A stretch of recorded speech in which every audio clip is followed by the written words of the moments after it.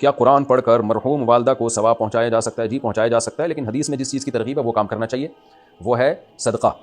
تو کوئی بھی اچھا کام کر لے، مسجد کی تعمیر، مدرسے میں پیسے دے دیے، صدقہ، پیسے کو زیادہ فوکس کریں۔ آج کل مسلمان چاہتے ہیں ہم سے نمازیں پڑھوا لو، روکڑا نہیں نکالنا جیب سے۔ اگر کسی عورت کی عشاء کی نماز غلطی سے قضا ہو جائے اور صبح اس کے ناپاکی کے ایام شروع ہو جائیں تو اس کی قضا ناپاکی کے ایام ختم ہونے کے بعد پڑے گی، اور کس وقت پڑھ سکتی ہے؟ جی ناپاکی کے ایام ختم ہونے کے بعد وہ جب چاہے قضا پڑھ لے، ناپاکی میں نہیں پڑھ سکتی، لیکن یہ کبیرہ گناہ ہے نماز کا قضا کر دینا، خوب سمجھ لیں۔ ہم دونوں میاں بیوی بیڈ پر کمبل میں بیٹھے ہوئے ہوتے ہیں اور میں نہ دوپٹہ نہیں ہوتا، تو اچانک کبھی میرے سسر اور کبھی میری ساس کمرے میں گھس جاتے ہیں، اللہ ان کو ہدایت دے،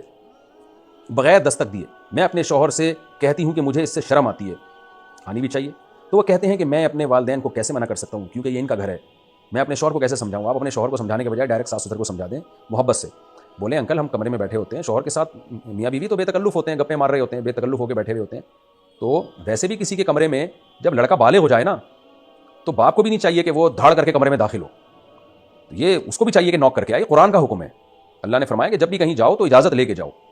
تو اس لیے اس کو پہلے بتا دیں، ساس سسر کو ان دونوں کو پہلے آپ محبت سے، پہلے میاں کو بولیں کہ آپ خود ہی بتا دیں، محبت سے سمجھا دیں، میاں صاحب نہیں بتا رہے تو آپ بہت ہی رسپیکٹ کے ساتھ کہ سسر صاحب آپ میرے باپ کی طرح ہیں، تو آپ بہت اچھے ہیں، مجھے آپ پہ کوئی شک نہیں ہے، لیکن میرے والد صاحب بھی تھوڑا سا اس کا خیال کیا کرتے تھے کہ جب کمرے میں آتے تھے نوک کر کے آتے تھے، تو آپ بھی تھوڑا سا خیال کر لیا کریں، لیکن خود نہ کہیں، کسی اور سے کہلوا دیں، خود کہیں گے نا تو ایسی جنگ شروع ہوگی کہ ختم ہی نہیں ہوگی کبھی، ساس کو یا سسر کو سمجھانا بات ایسے جیسے اونٹ کو رکشے میں بٹھانا۔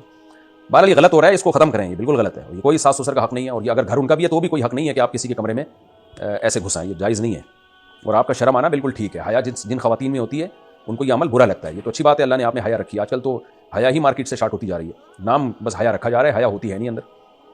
الحیا جزء من الایمان، حدیث میں آتا ہے حیا ایمان کا حصہ ہے، تو شرم و حیا ہونی چاہیے، ہم کوئی انگریز تھوڑی ہیں۔ میں نے اچھا بھائی صاحب آج سارے الٹے بھائی یہ صاحب کہہ رہے ہیں کہ جی مجھے ہینڈ پریکٹس کی عادت تھی، مجھے نہیں پتا تھا کہ یہ گناہ ہے، پھر میں نے آپ کی ویڈیو دیکھی، بعد میں نے توبہ کر لی، تو کیا مجھے گناہ گار مانا جائے گا؟ مجھے کیا کرنا ہوگا؟ بھائی آپ نے توبہ کر لی، اللہ سے گڑگڑا کے بس بھول جائیں اس گناہ کو، التائب من الذنب کمن لا ذنب له، حدیث میں آتا ہے جو گناہ سے توبہ کر لے ایسے جیسے گناہ کیا ہی نہیں اس نے، بس بھول جائیں اس گناہ کو ہمیشہ کے لیے، اللہ معاف کرنے والا ہے۔ اور شادی کریں جلدی تاکہ دوبارہ کہیں عادت نہ پڑ جائے۔ چھوٹی بچیوں کو بچپن میں پینٹ شرٹ پہنا سکتے ہیں یا نہیں؟ نہ پہنائیں تو اچھا ہے، بچیوں کو ہمیشہ شروع سے ہی کھلے ڈلے لباس سے مانوس کرنا چاہیے، اور تاکہ ان کو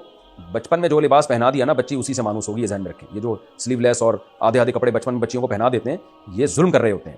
بچیوں کو بچپن میں پراپر ڈریس پہنائیں گے تو عادت ہو جائے گی، تو میں اس کو پسند نہیں کرتا کہ بچیوں کو پینٹ شرٹ پہنائی جائے، میں اس لیے نہیں کہ شریعت، اس لیے نہیں کہ میری کیا حیثیت ہے، شریعت کا مزاج نہیں ہے، وہ چست لباس ہوتا ہے، خواتین کو تو ڈھالا لباس پہننا چاہیے۔ ثنا صاحبہ انڈیا سے، مفتی صاحب 2 مہینے پہلے ہمارے والد صاحب کا انتقال ہو گیا، اللہ تعالیٰ مغفرت فرمائے، ہمیں ان کی بہت یاد آتی ہے، رونا آتا ہے، لوگ کہتے ہیں رونے سے تمہارے والد صاحب گناہ گار ہوں گے، تو کیا ہم رو سکتے ہیں یا نہیں رو سکتے ہیں؟ بھائی چیخنے چلانے سے گناہ ہوتا ہے؟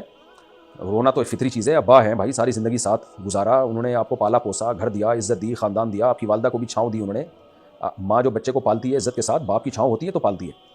تو یہ تو میں تو 6 مہینے تک روتا رہا تھا، لیکن کسی کو بتاتا بھی نہیں تھا، چھپ چھپ کے روتا تھا جب والد صاحب کی یاد آتی تھی اس کے بعد بھی روتا رہا، 6 مہینے تو بہت زیادہ یاد آتی تھی، یہ تو نیچرل ہے، البتہ بس خود سے غم بڑھانا شریعت میں اچھا نہیں ہے، یہ سوچ کے صبر کریں بھائی سب نے جانا ہے، ایمان پر موت ہوئی ہے، اعمال پہ موت ہوئی ہے، جو تھوڑی بہت کوتاہیاں ہوئی ہیں تو ہمیں اللہ نے توبہ کا آپشن دیا ہے، ہم توبہ کریں گے ان کے لیے، مغفرت کی دعا کریں گے ان کے لیے، تو اس طرح سے کرتے رہیں تو انشاءاللہ کوئی گناہ نہیں ہوگا۔ ہاں چیخنا چلانا ہر وقت دکھڑے اب ہے، یہ میرا ابا مر گیا، بھائی میرے ابا یہ ہو گیا، ہر وقت غم پیش کرتے رہنا